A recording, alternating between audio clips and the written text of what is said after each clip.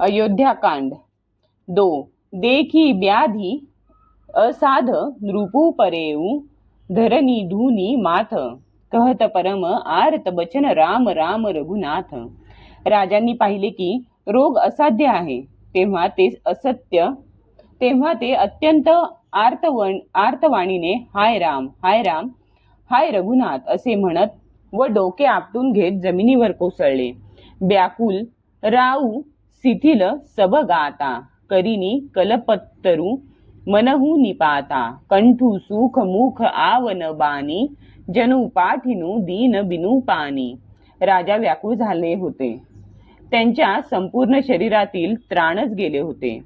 हत्तीनीने जणू कल्पवृक्ष उपटून टाकला होता, कंठ सुकून गेला होता, तोंडातून शब्द निघत नव्हता, जणू पाण्याविना पहिना नावाची मासोळी तडफडत होती। पुनी कह कटू कठोर कैकेयी मनहु घाय महू माहुर देई जऊ अंतहु अस करतबू रहेऊ मागू मागू तुम्ह केही बल कहेऊ। कैकेयी पुन्हा कटू व कठोर बोलली, जणू जखमेवर विष चोळत होती। ती म्हणाली, शेवटी जर असे करायचे होते तर तुम्ही कोणत्या जोरावर माग माग असे म्हणत होता। दुई की होई एक समय भुवाला हसब ठठाई फुला उब गाला दानी कहा उब अरु कृपनाई होई की खेम कुशल रौताई। हे राजा, खदखदून हसणे आणि गाल फुगविणे या दोन्ही गोष्टी एकाच वेळी होतात काय? दानीही म्हणवायचे आणि कंजूसपणाही करायचा। राजपूतपणा खुशाली कधी असते काय? राजपूतपणात खुशाली कधी असते काय? लढाईत बहादुरी दाखवावी आणि कुठे प्रहारही लागायचा नाही असे कसे घडेल?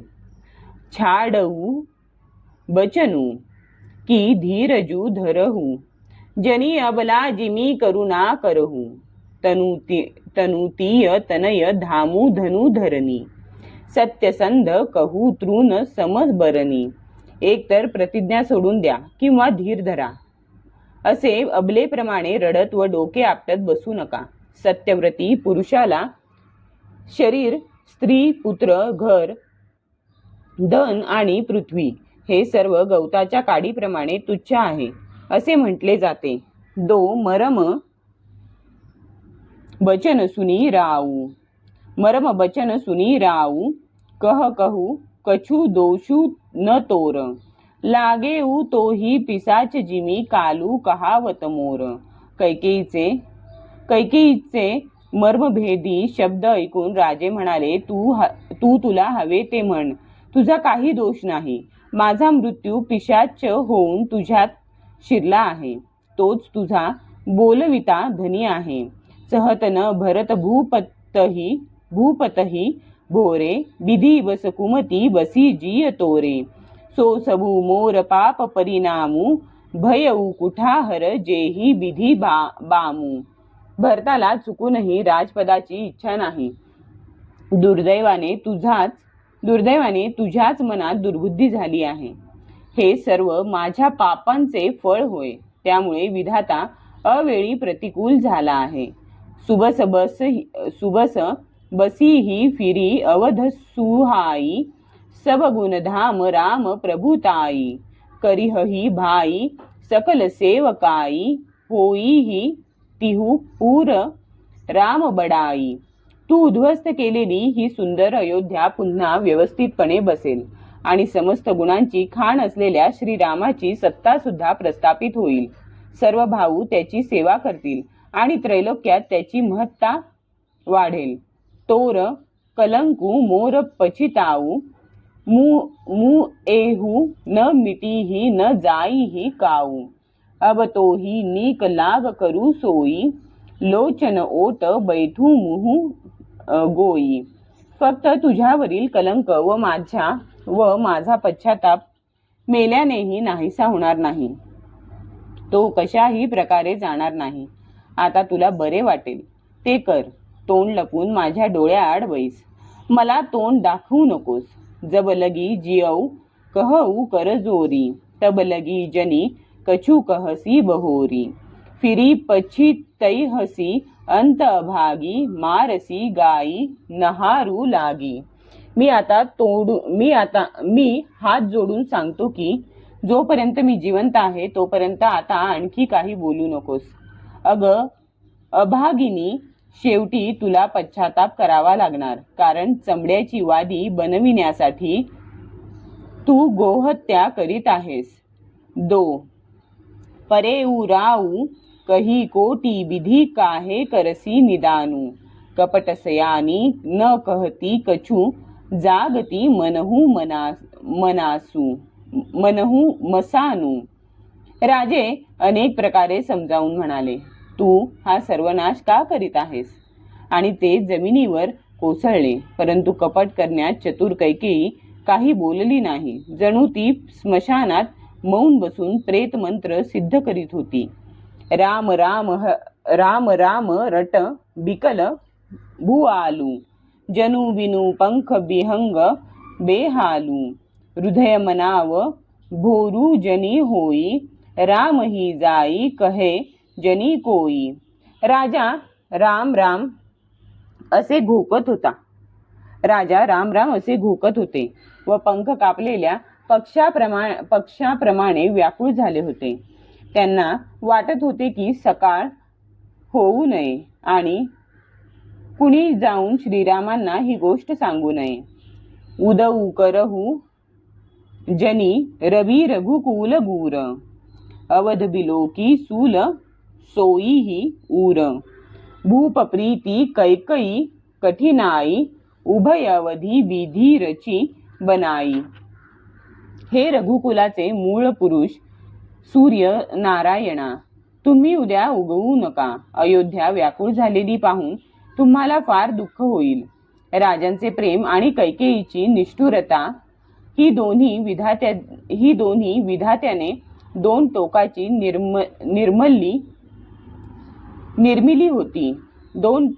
निर्मिली होती. बिलपत नृपही भयऊ भिनु सारा, बिना बेनु शंख धुनी द्वारा, पढ़ही भाट गुण गावही गायक, सुनत नृपही जनु लागही सायक. विलाप करता करता सकाळ झाली. राजद्वारात वीणा, बासरी आणि शंख यांचे आवाज येऊ लागले. भाट बिरुदावली म्हणू लागले आणि गवई गुणगान करू लागले. ते ऐकून राजांच्या हृदयात बाण उतरल्यासारखे वाटत होते. मंगल सकल सोहाही न कसे, सहगामिनी ही विभूषण जैसे. मंगल सकल सोहाही न कैसे, सहगामिनी ही विभूषण जैसे. तेही निसी नीद परी नहीं काहू, राम दरस लालसा उछाहू. ज्याप्रमाणे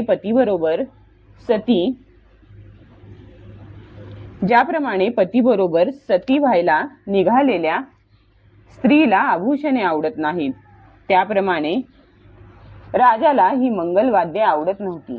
श्रीरामचंद्रांच्या दर्शनाची लालसा आणि उत्साह यांमुळे त्या रात्री कुणाला झोप आली नाही. द्वारभीर सेवक सचिव कहही, उदित रबी देखी जागेऊ, अजहू न अवधपती कारणू कवनू विशेषी.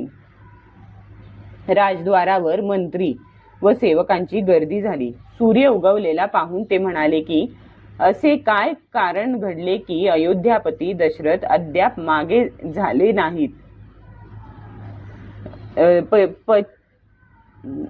असे काय कारण घडले की अयोध्यापती दशरथ अद्याप जागे झाले नाहीत. पछिले पहर भूपू नीत जागा, आजू हमही बड अचरजू लागा. जाहू सुमंत्र जगावहू जाई, कीजिय काजू रजायसू पायी. महाराज नेहमी रात्रीच्या शेवटच्या प्रहरी जागे होत असतात. परंतु आज आम्हाला आश्चर्य वाटते. हे सुमंत्रा, तुम्ही जाऊन राजांना जागे करा. त्यांची आज्ञा मिळताच आम्ही सर्व कामाला लागू. गये सुमंत्रु तब राउर माही, देखी भयावन जात डेराही. धाई खाई जनु जाई न हेरा, मानहू बिपती विषाद बसेरा. तेव्हा सुमंत्र राजमहालात गेले, परंतु महाल भयानक दिसू लागला. तेव्हा आत शिरताना त्यांना भय वाटू लागले. वाटत होते की जणू कोणी भूत समोर असून ते धावत येऊन कापून खाईल, परंतु ते दिसत नव्हते. जणू विपत्ती व विषाद यांनी तेथे मुक्काम ठोकला होता. पूछे को न उतरू देई, गये जेही भवन भूप कैकेयी. कही जयजीव बैठ सिरुनाई, देखी भूप गती गयऊ सुखाई. विचारल्यावर कोणी बोलत नव्हते. सुमंत्र जेथे राजा व कैकेयी ही दोघे होती त्या महालात शिरले. जय जीव म्हणून त्यांनी मस्तक लवून अभिवादन केले व बसले. राजांची अवस्था पाहून ते गर्भगळीत झाले. सोच बिकल बीरबन मही परेऊ, मानहू कमल मूलू परिहरेऊ. सचिऊ सभित सकई नहीं पूछी, बोली अशुभ भरी शुभ छूछी. त्यांना दिसले की महाराज काळजीने व्याकुळ झाले आहेत. त्यांचा चेहरा पडला आहे. एखादे कमळ मुळापासून उपटून कोमजलेल्या अवस्थेत पडलेले असावे तसे राजे जमिनीवर पडले होते. तेव्हा अशुभपूर्ण आणि शुभाचा लवलेश नसलेल्या वाणीने कैकेयी म्हणाली, दो परी न राज ही निधनिसी, हेतू जान जगदीसू. रामू रामू रटी भोरू, किय कहई न मरमू महिसू. राजांना रात्रभर झोप आली नाही. कारण काय ते परमेश्वराला माहीत. यांनी राम राम असे म्हणत सकाळ झाल्याचे सूचित केले, परंतु याचे रहस्य महाराज काहीही सांगत नाहीत. आनहू राम ही बेगी बोलाई, समाचार तब पूछेहू आई. चलेऊ सुमंत्रु राय रूख जानी, लखी कुचाली किन्नी कछुरानी. तुम्ही त्वरित रामाला बोलावून आणा आणि मग खुशाली विचारा. राजांचा कल पाहून सुमंत्र निघाले. राणीने काही दुष्ट चाल खेळली आहे हे त्यांनी ओळखले. सोच बिकल मग परई न पाऊ, राम ही बोली कहीही का राऊ. ऊर धरी धीरजू गयऊ दुआरे, पूछही सकल देखी मनु मारे. सुमंत्र काळजीने व्याकुळ झाले. वाटेत पाय धडपणे पडत नव्हते. ते विचार करू लागले की श्रीरामांना बोलावून राजे काय सांगतील. मन घट्ट करून ते राजद्वारी आले. त्यांना उदास झालेले पाहून लोक विचारू लागले, समाधानू करी सो सबही का, गयऊ जहा दीन कर कुलटीका. राम सुमंत्र ही आवत देखा, आदरू किन्न पिता समलेखा. सर्व लोकांना समजावून सांगत सुमंत्र सूर्यकुलाचे तिलक श्री रामचंद्र यांच्याकडे गेले. श्रीरामांनी सुमंत्रांना येताना पाहून पित्या समान मानून त्यांना सन्मान दिला. निरखी बदनू कही भूप रजाई, रघुकुल दीप ही चलेऊ लेवाई. रामू कुभांती सचिव संग जाही, देखी लोग जहतह बिलखाही. श्रीरामांच्या मुखाकडे पाहत राजांची आज्ञा सांगून सुमंत्र रघुकुल दीपक श्री रामचंद्रांना आपल्या बरोबर घेऊन निघाले. ते सुमंत्राबरोबर लवाजम्याशिवाय जात असल्याचे पाहून जिकडे तिकडे लोक खिन्न होऊ लागले. दो जाई दिख रघुवंशमनी, नरपती निपट कुसाजू. सहमी परेऊ लखी सिंहिनीही, मनहू वृद्ध गजराजू. रघुवंशमणी श्री रामचंद्रांनी जाऊन पाहिले तर ज्याप्रमाणे सिंहिणीला पाहून एखादा म्हातारा हत्ती घाबरून पडला असावा, तसे महाराज वाईट अवस्थेत पडले होते. सुखही अधर जरई सबू अंगू, मनहू दीन मनीहीन भूअंगू, सरुष समीप दीखी कैकेयी, मानहू मीचू घरी गणी लेई. राजांचे ओठ सुकून गेले होते आणि संपूर्ण शरीर पोळून निघत होते. मण्याविना साप दुःखी व असहाय्य होतो तसे राजे दिसत होते. जवळच रागाने जळफळत असलेल्या कैकेयीला त्यांनी पाहिले. जणू प्रत्यक्ष मृत्यू जवळ बसून राजांच्या अंतिम काळाचे क्षण मोजत होता. करुणामय मृदू राम सुभाऊ, प्रथम दिख दुखू सुना न काऊ, तदपि धीर धरी समऊ बिचारी, पूछी मधुर बचन महतारी. श्रीरामचंद्रांचा स्वभाव अत्यंत कोमल व करुणामय होता. त्यांनी आपल्या जीवनात प्रथमतःच हे दुःख पाहिले. यापूर्वी कधी त्यांनी दुःख ऐकले सुद्धा नव्हते. तरीही प्रसंग पाहून मनात धीर धरून त्यांनी गोड शब्दांत कैकेयी मातेस विचारले, मोही कहू माता तात दुख कारण, करिय जतन जेही होई निवारण, सुनहू राम सबू कारणू एहू, राजही तुम्ह पर बहुत स्नेहू.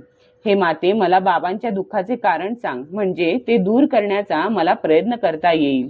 कैकेयी म्हणाली, हे रामा ऐक, राजांचे तुझ्यावर अत्यंत प्रेम आहे, हेच मुख्य कारण आहे. देन कहेनी मोही दुई बरदाना, मागेऊ जो कछु मोही सुहाना, सो सुनी भयऊ भूप उर सोचू, छाडी न सकही तुम्हार संकोचू. यांनी मला 2 वर दिले होते. मला जे बरे वाटले ते मी मागितले. ते ऐकून राजे काळजीत पडले, कारण हे तुझा मोह सोडू शकत नाहीत. 2 सूत स्नेहू ईत बचनू ऊत, संकट परेऊ नरेसू, सकहू त आयसू धरहू, सीर मेटहू कठिन कलेसू. 2 सूत स्नेहू ईत बचनू ऊत, संकट परेऊ नरेसू, सकहू त आयसू धरहू, सीर मटहू कठीण कलेसू. एकीकडे पुत्रप्रेम आणि दुसरीकडे प्रतिज्ञा. राजे याच धर्मसंकटात पडले आहेत. जर तुला शक्य असेल तर राजांची आज्ञा शिरोधार्य मानून यांच्या कठीण यातना दूर कर. निधरक बैठी कहई कटुबानी, सुनत कठिनता अति अकुलानी, जीभ कमान बचन सरनाना, मनहू महीप मृदू लच्छ समाना. कैकेयी बेधडकपणे अशी कटुवाणी बोलत होती. ती ऐकून प्रत्यक्ष निष्ठुरता सुद्धा फार व्याकुळ झाली. तिची जीभ ही धनुष्य आहे, शब्द हे पुष्कळसे बाण आहेत आणि जणू राजा हेच कोमल लक्ष आहे. जणू कठोरपणू धरे शरीरू, सीखई धनुष विद्या बरबीरू, सबू प्रसंगू रघुपती ही सुनाई, बैठी मनहू तनु धरी निठुराई. या सर्व सरंजामासह जणू प्रत्यक्ष कठोरपणा उत्कृष्ट वीराचे रूप घेऊन धनुष्य विद्या शिकत होता. श्री रघुनाथांना सर्व हकीकत सांगून ती खाली बसली. जणू निष्ठुरता हीच देह धारण करून बसली असावी. मन मुसुकाई भानुकुल भानू, रामू सहज आनंद निधानू, बोले बचन बिगत सब दूषण, मृदू मंजुल जणू बाग विभूषण. सूर्यकुलाचे सूर्य स्वभावातच आनंद निधान असलेले श्रीराम मनातून हसले व सर्व दूषणरहित कोमल आणि सुंदर वचन बोलले. जणू ते वाणीचे भूषणच होते. सुनू जननी सोई सुतू बडभागी, जो पीतू मातू बचन अनुरागी, तनय मातू पीतू तोष निहारा, दुर्लभ जननी सकल संसारा. हे माते तोच पुत्र भाग्यशाली असतो जो माता पित्यांच्या वचनांचे पालन करतो. हे माते, आज्ञा पालन करून माता पित्यांना संतुष्ट करणारा पुत्र जगात दुर्लभ असतो. 2.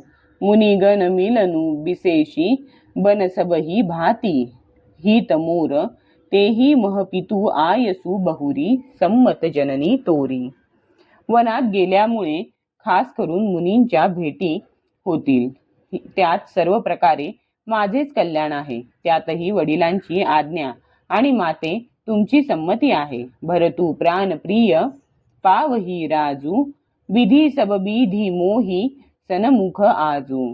जाऊ न जाऊ बन ऐसेहू काजा प्रथम गणीय मोही मूढ समाजा. आणि प्राणप्रिय भरताला राज्य मिळेल हे पाहून मला वाटते की आज दैव सर्व प्रकारे मला अनुकूल आहे. जर अशा कामासाठी मी वनात गेलो नाही तर मूर्खामध्ये माझा क्रम पहिला येईल. सेवही अरडू कल्पतरू त्यागी परिहरी अमृत लेही बिशू मागी. तेऊ न पायी अस समऊ चुकाही देखो विचारू मातू मन माही. हे माते विचार करून बघ की जे कल्पवृक्ष सोडून एरंडाची सेवा करतात आणि अमृत टाकून विष मागतात ते महामूर्ख सुद्धा अशी संधी मिळाल्यावर ती सोडणार नाहीत.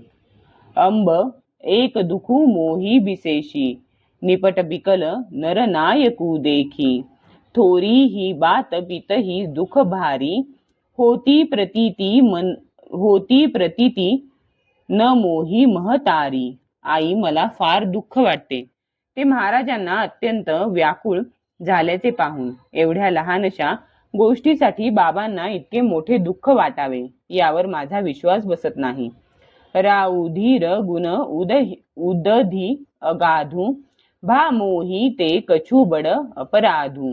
जाते मोही न कहत कछु राऊ मोरी सपथ तोही कहू सती भाऊ. कारण महाराज हे तर मोठे धैर्यशील व गुणसागर आहेत. नक्कीच माझ्याकडून एखादा मोठा अपराध घडला आहे त्यामुळे महाराज माझ्याशी काही बोलत नाहीत. माते तुला माझी शपथ तू खरे खरे सांग. 2. सहज सरल रघुबर बचन कुमती कुटिल करी जान. चलई जोंक जल बक्रगती यद्यपि सलिलू समान. रघुकुल श्रेष्ठ श्रीरामचंद्रांच्या स्वाभाविक सरळ बोलण्याला दुर्बुद्धी कैकेयी उलटच समजत होती. जरी पाणी हे समानच असते तरी जळू त्यात वाकड्या चालीनेच चालते. रहसी राणी राम रुख पाई बोली कपट स्नेहू जनाई. सपथ तुम्हार भरत कै आना हेतू न दूसर मै कछू जाना. श्रीरामचंद्राची मनोभूमिका पाहून राणी कैकेयी आनंदित झाली आणि कपटी प्रेम दाखवीत म्हणाली, तुझी व भरताची शपथ मला राजांच्या दुःखाचे दुसरे कोणतेही कारण माहीत नाही. तुम अपराध जोगू नहीं ताता जननी जनक बंधु सुखदाता. राम सत्य सबू जो कछु कहू तुम पी तू मातू वचन रत अहू. बाळ तू अपराध करणारा नाहीस. तू माता पिता आणि भाऊ यांना सुख देणारा आहेस. हे रामा तू जे काही म्हणत आहेस ते सत्य आहे. तू माता पित्यांच्या आज्ञेचे पालन करण्यात तत्पर आहेस. पीतही बुझाई कहू बली सोई चौथेपण जेही अजसू न होई. तुम्ह सम सुअन सुकृत जेही दिन्हे उचित न तासू निरादरू किन्हे. मी तुझ्यावरून जीव ओवाळून टाकते. हीच गोष्ट तू बाबांना समजावून सांग. त्यामुळे म्हातारपणी त्यांची अपकीर्ती न होऊ. ज्या पुण्याईमुळे यांना तुझ्यासारखा पुत्र लाभला तिचा अवमान करणे योग्य नव्हे. लाग ही कुमुख बचन शुभ कैसे मग गयादिक तीर्थ जैसे. राम ही मातू बचन सब भाये जिमी सुरसरी गत सलील सुहाये. मगध देशात गया इत्यादी तीर्थे असल्याप्रमाणे कैकेयीच्या दुष्ट मुखात हे सुंदर वचन वाटत होते. श्रीरामचंद्रांना कैकेयीचे बोलणे असे चांगले वाटले की गंगेमध्ये बरे वाईट कोणतेही पाणी मिळाल्यावर ते पवित्र बनते. गई मुरुछा राम ही सुमिरी नृप फिरी करवटलिन्न सचिव राम आगमन कही बिनय समय समकिन्ह. इतक्यात राजांची मूर्छा दूर झाली. राम राम म्हणून ते कुशीवर वळले. मंत्र्यांनी श्रीराम आल्याची वार्ता त्यांना सांगितली.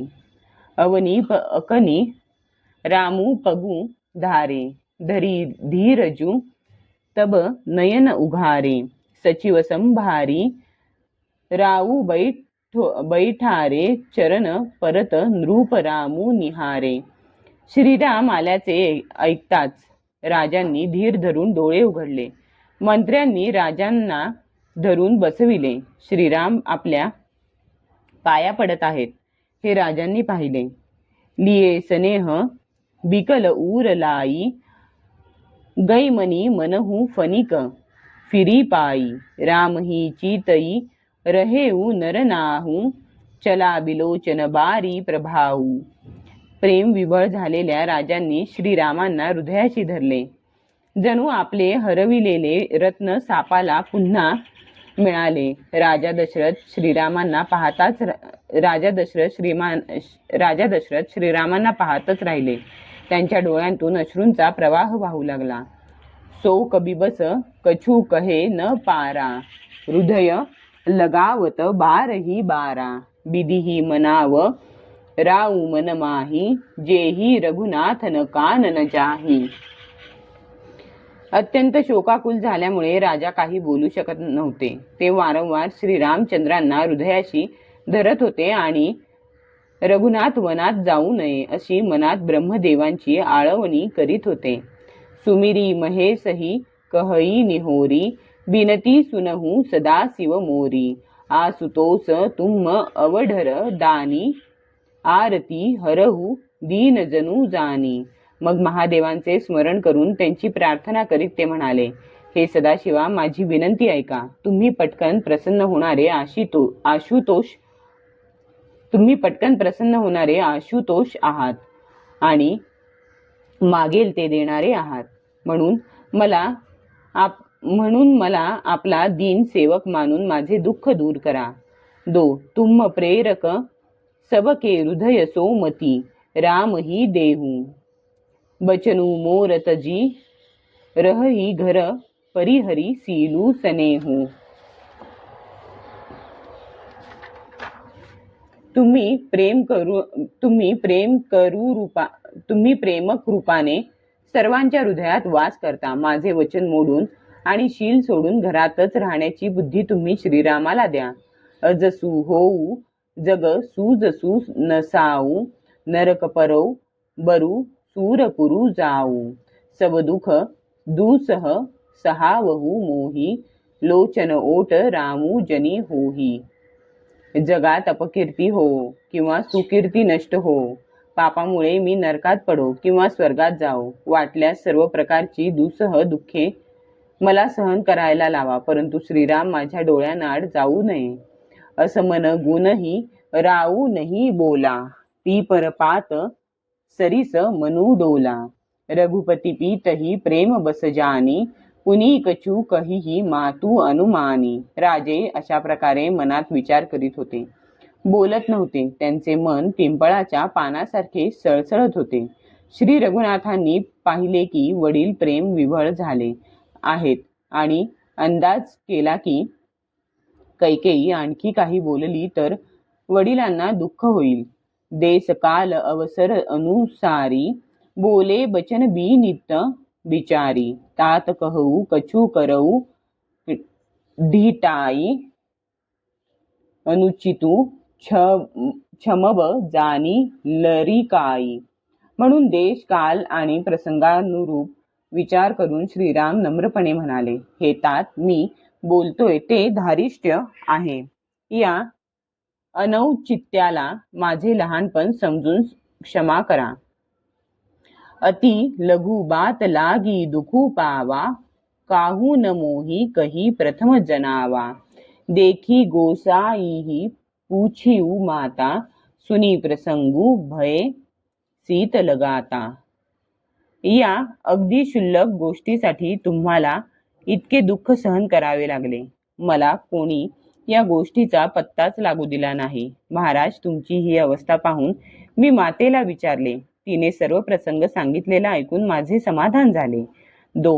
मंगल समय स्नेह बस सोच परिहरिय तात आयसुदेय हरशी हिय कही पुलके प्रभू गात. बाबा, या मंगल प्रसंगी प्रेमाने व्याकुळ होऊन काळजी करणे सोडून द्या आणि आनंदाने मला आज्ञा द्या. हे सांगत असताना प्रभू रामांचे सर्वांग पुलकित झाले. धन्य जनमू जगतीतल तासू पीतही प्रमोदू चरित सुनी जासू. चारी पदार्थ करतल ताके प्रिय पीतू मातू प्राण समजाके. नंतर ते म्हणाले, ज्याचे चरित्र ऐकून पित्याला मोठा आनंद होतो त्याचा या पृथ्वी तलावरील जन्म धन्य होय. ज्याला माता पिता प्राणांसारखे प्रिय आहेत त्याच्या मुठीत चारी पुरुषार्थ असतात. आयसू पाली जन्म फलू पायी एहेऊ बेगिही होऊ रजाई बीदा मातूसन आवही मागी चलिहऊ बनही बहुरी पग लागी. तुमच्या आज्ञेचे पालन करून आणि जन्म सफळ करून मी लवकरच परत येईन, म्हणून मला आज्ञा द्या. कौसल्या मातेचा निरोप घेऊन येतो, मग तुमच्या पाया पडून वनास जाईन. असं कही राम गवनू तब किन्हा भूपसोप असं कही राम गवनू तब किन्हा भूप सोक बस उतरू न दिन्हा. नगर व्यापी गई बात सुतीची छुअत चढी जणू सबतन बीची. असे म्हणून श्रीराम तेथून निघाले. शोकामुळे राजांनी काही उत्तर दिले नाही. ही अत्यंत अप्रिय गोष्ट नगरात एवढ्या झपाट्याने पसरली की दंश होताच जसे विंचवाचे विष सर्व शरीरात चढते. सुनी भय बिकल सकल नर नारी बेली बिपट जिमी देखी दवारी. जो जह सुनई सुधुनई सिरू सोई बड विषादू नहीं धीरजू होई. ही वार्ता ऐकताच दावानल पाहताच वेली आणि वृक्ष जसे कोमेजून जातात त्याप्रमाणे सर्व स्त्री पुरुष व्याकुळ झाले. ज्या कुणाला ऐकायला मिळे तो तिथेच डोके बडवून घेत होता. सगळीकडे विषाद पसरला. कुणाला धीर धरवेना. मुख सुखाही लोचन स्त्रवही सोकू न हृदय समाई मनहू करुण रसकटकई उतरी अवध बिजाई. सर्वांची तोंडे सुकून गेली. डोळ्यांतून अश्रू वाहू लागले होते आणि हृदयात दुःख मावत नव्हते. जणू करुण रसाच्या सेनेने अयोध्येवर डंका वाजवत आक्रमण केले होते. मिले ही माझ विधी बात बेगारी जहतह देही कैकई गारी. एही पापिनीही बुझी का परेऊ छाई भवन पर पावकू धरेऊ. सर्व जुळून आले होते. इतक्यात विधात्याने सर्व बिघडून टाकले. जिकडे तिकडे कैकेयीला लोक शिव्या देऊ लागले. या पापिणीला काय अवदसा आठवली की तिने शाकारलेल्या चांगल्या घराला आग लावली. नीजकर नयन काढी चह दिखा डारी सुधा बिशू चाहत चीखा. कुटिल कठोर कुबुद्धी अभागी भई रघुवंश बेनू बनत आगी. ही स्वतःच्या हाताने आपले डोळे फोडून डोळ्यांविना पाहू इच्छिते आणि अमृत टाकून देऊन विषाचा आस्वाद घेऊ इच्छिते. ही कठोर कुटील निर्बुद्ध आणि अभागी कैकेयी रघुवंशरूपी वेळूच्या वनासाठी आग बनली.